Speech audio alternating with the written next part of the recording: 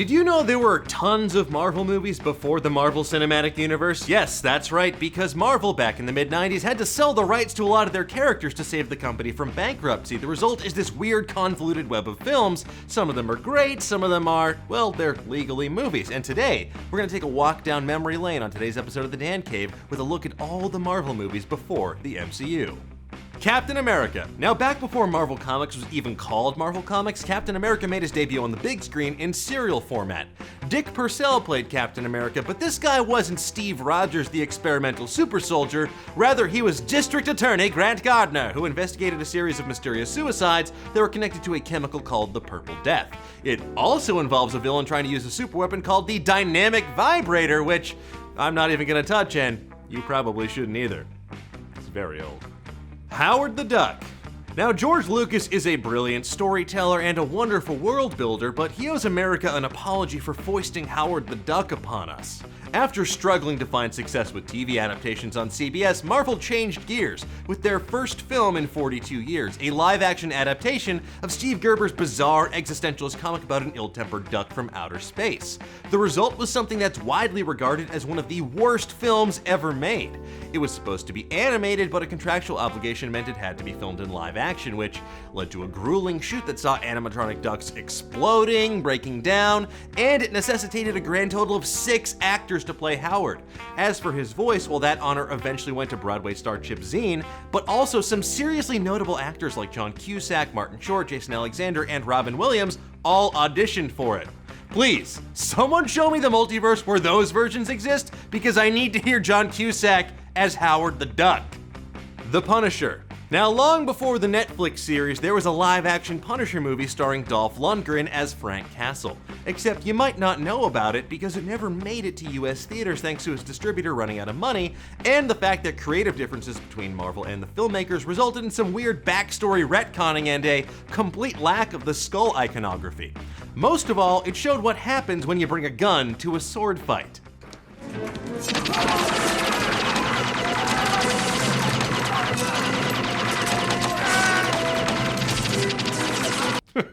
Don't do it. Captain America. Now, it should come as no surprise that the schlocksters extraordinaire at Canon Films were behind this egregiously bad Captain America movie. It had been in development since 1984, and at one point, it was about the Red Skull stealing the Statue of Liberty. What? Val Kilmer, Dolph Lundgren, and Arnold Schwarzenegger were all floated to play Cap, but the honor went to J.D. Salinger's son, Matt Salinger. The movie that resulted was this bonkers story about Cap trying to stop Red Skull, who got plastic surgery to disguise himself as the leader of a crime family, from trying to brainwash the President of the United States to change environmentalist policies that Red Skull just straight up loathed. Unlike Steve Rogers, this movie probably would have been better off trapped in ice at the bottom of the ocean, never to be seen again. Dr. Mordrid. Now, we very nearly had a Doctor Strange movie some 20 years before Bramblethorpe Clamberbout made his MCU debut. Unfortunately for producer Charles Band, he lost the rights before the movie was complete, so they just shaved off the mustache, did some creative rejiggering, and the result is the magical Dr. Mordrid, knockoff of the Mystic Arts. Good job, Doc. The Fantastic Four. Now, the sordid saga of this movie is almost worth an episode unto itself, but here's the truncated version. In order to prevent the Fantastic Four's rights from reverting back to Marvel, German producer Bernd Eichinger teamed up with Roger Corman to make an insanely low-budget B-movie about Marvel's first family for $1 million. In 1994, when the film was completed, it was revealed that it wouldn't be coming to theaters after all, because it was actually just a transparent ploy to squat on the rights. Then Marvel exec Avi Arad bought the film from Eichinger for a couple $1 million and ordered that it be destroyed, but thankfully, a few slipped through the cracks, and this campy low-budget delight is still floating around the internet to this day. What kind of a thing have I turned into? Blade. Based on a vampire hunter from the pages of Marvel's Tomb of Dracula series, Blade is a nearly perfect movie. It showed that in order to make a successful comic book movie, you just needed Wesley Snipes, killer one-liners, and enough fake blood to drown a horse. And fun fact, it was almost a vampire spoof movie starring LL Cool J. Thankfully, LL Cooler J heads prevailed, and we got the cult classic we know and love today. X-Men. Arguably the start of the modern comic book movie boom, 2000's X-Men, spurred on by Blade's success, proved that superhero stories were viable blockbuster fare once more because of its blend of pulpy storytelling, a talented ensemble cast, and giving the world the gift that was Hugh Jackman's Wolverine. My one complaint? The costumes. What would you prefer? Yellow spandex? Yeah, Scott, I would. See? This is why they killed you in the third one. You ass. Blade 2. Now this is the movie for which Guillermo del Toro really deserves his Oscars. At least that's how I remember it. Does it hold up? Well, possibly not, but if you're looking for bloody vampire action with Wesley Snipes, a very young Norman Reedus, Donnie Yen, and Ron Perlman, then you're in luck, and if not, then... You obviously do not know who you are f***ing with! Spider-Man. The first Marvel movie to make $100 million in its opening weekend, Spider-Man's a perfect example of what happens when you're faithful to the source material and you make a genuinely good movie. More importantly, it finally confirmed something I've known my entire life. Willem Dafoe has resting goblin face! Just look at it! He's a goblin. Daredevil. Now it's difficult to believe that this isn't the thing that Ben Affleck would regret most about 2003, but then again, Geely came out several months later. Honestly, the best part of this mishmash of an origin story is Colin Farrell's gleefully unhinged Bullseye, who's basically like the MacGyver of murdering people with small household objects. And for some reason, if you thought you were missing something, well, you are. There's an extended director's cut with about 30 minutes of extra footage and 100% more Coolio. Can't believe it got cut. X2.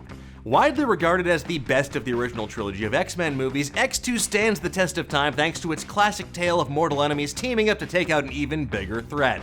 Like that episode of G.I. Joe where they teamed up with Cobra to fight drugs.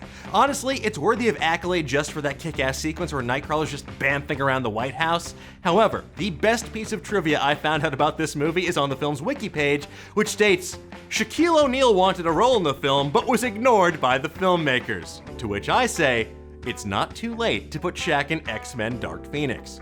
Do it, you f***ing cowards. Hulk.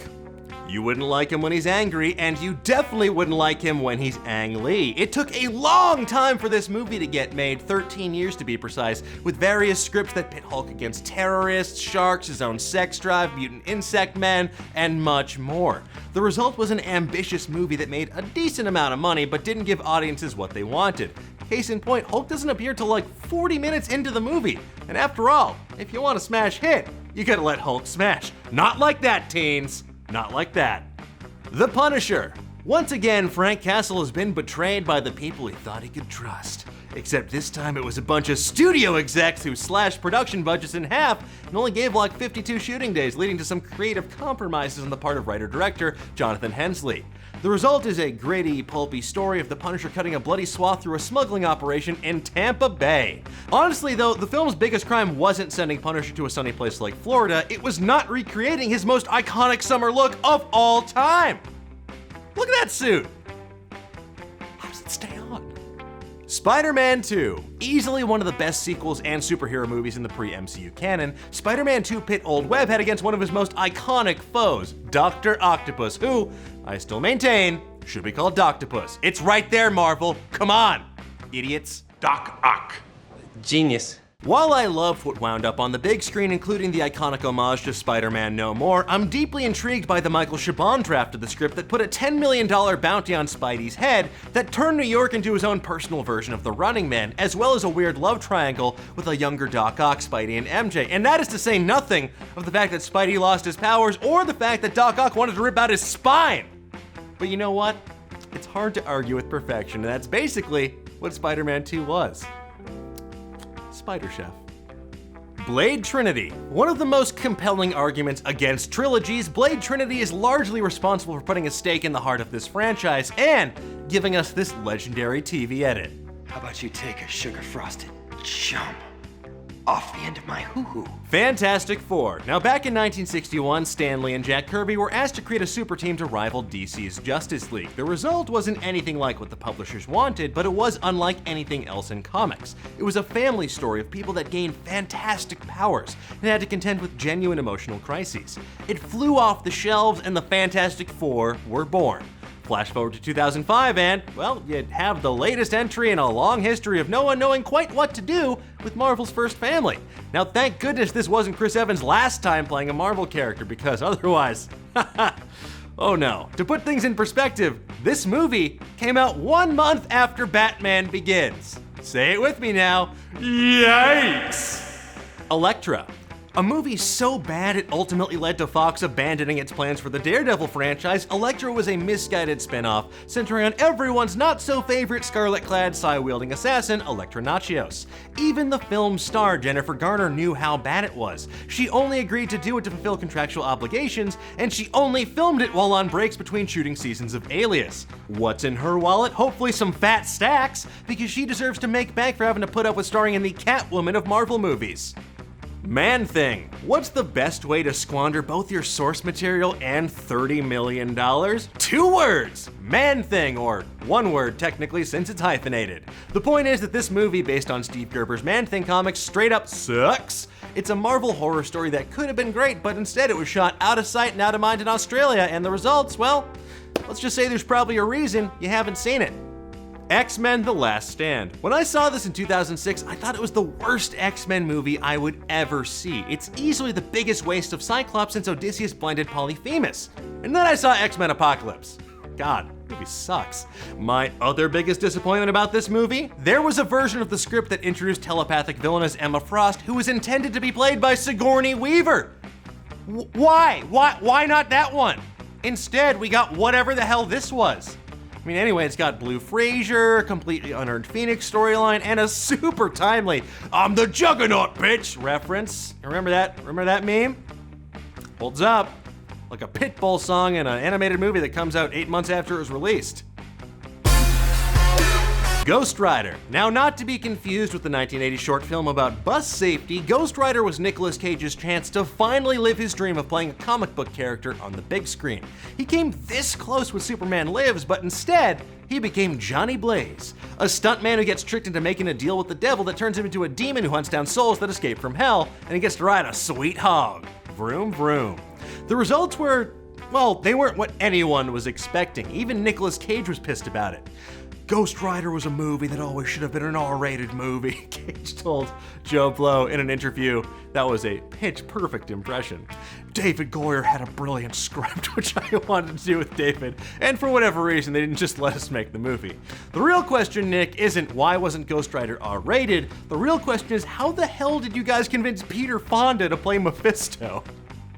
Spider-Man 3. Now, what can I say about Spider-Man 3 that isn't better expressed through the art of dance?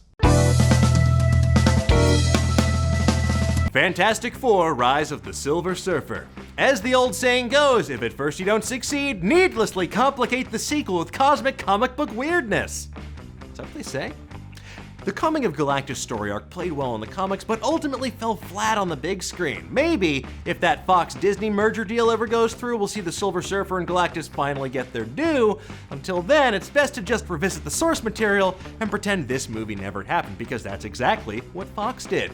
They had signed the principal cast to a 3-movie contract, but looked at the box office for both and said, you know what? Let's make an even more troubled reboot 8 years from now. And that's exactly what they did.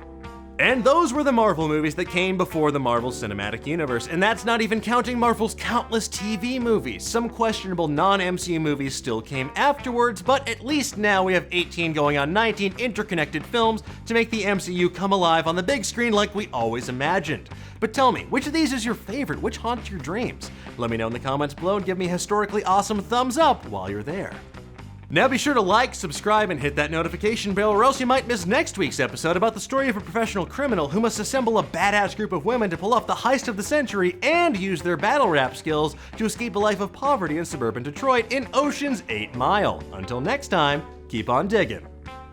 Alright, you know what? Instead of opening up today's mailbag, I actually want to take a moment to say thank you. This is the 200th episode of The Dan Cave, which is honestly a baffling thing to think about, and I never anticipated having my own show, let alone one that would run for 4 years, putting out 200 episodes. That's an episode a week for 4 years. That's wild. But this show isn't made in a vacuum. There's actually a dedicated team of people that help me each and every week, and without whom I would be more useless than Hawkeye in Infinity War. So a very special thank you to Aaron Vale, Marian Franzen, and Shiraz Doom for your hard work each and every week. You make this show a joy to work on, and your patience is truly endless. This was such a long episode.